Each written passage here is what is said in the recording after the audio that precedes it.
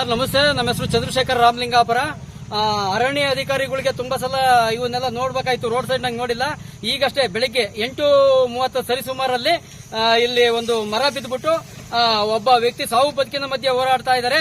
Forest ಇಲಾಖೆಯವರು ತುರ್ತಾಗಿ ರಸ್ತೆ ಆಸುಪಾಸು ಯಾವನಾದ್ರೂ ಇದ್ರ ಗಿಡಗಳಿದ್ರೆ ದಯಮಾಡಿ ಅವನ್ನ ತೆರವುಗೊಳಿಸಬೇಕಾಗಿ ನಾನು ಕೇಳ್ಕೊತಾ ಇದ್ದೀನಿ. ಸರ್, ಇದು ಬೈಕ್ ಮೇಲೆ ಬಿದ್ದಿದೆ ಅಥವಾ ತಲೆ ಮೇಲೆ ಬಿದ್ದಿದೆ? ಸರ್, ಬೈಕ್ ತಲೆ ಮೇಲೆ ಎರಡು ಬಿದ್ದರೆ ಸಾವು ಬದುಕಿ ಮೇಲೆ ಬದುಕದೆ ಡೌಟ್ ಅಂತ ಹೇಳ್ತಾ ಇದ್ದಾರೆ ಡಾಕ್ಟರ್ಗಳು. ನೋಡ್ಬೇಕು ಇದು ಏನಾಗುತ್ತೆ ಅಂತ ಗೊತ್ತಾಗ್ತಾ ಇಲ್ಲ. ಇದು ರೇವಣ್ಣ ಅಂತ ಹೇಳ್ಬಿಟ್ಟು ಅವ್ರ ಪತ್ನಿ ಮಾಜಿ ಅವರು ಸದಸ್ಯರು, ಆಲ್ರೆಡಿ ಹಾಲಿ ಸದಸ್ಯರು ಅವರು. ಇಲಾಖೆಯವ್ರು ಏನ್ ಹೇಳ್ತಾರೆ ಇದಕ್ಕೆ? ಇಲಾಖೆಯವರಿಗೆ ಅವರು ಸರ್ ನನಗೆ ಗೊತ್ತಾಗಿಲ್ಲ, ನಾವು ನೋಡಿಲ್ಲ ಅದನ್ನ.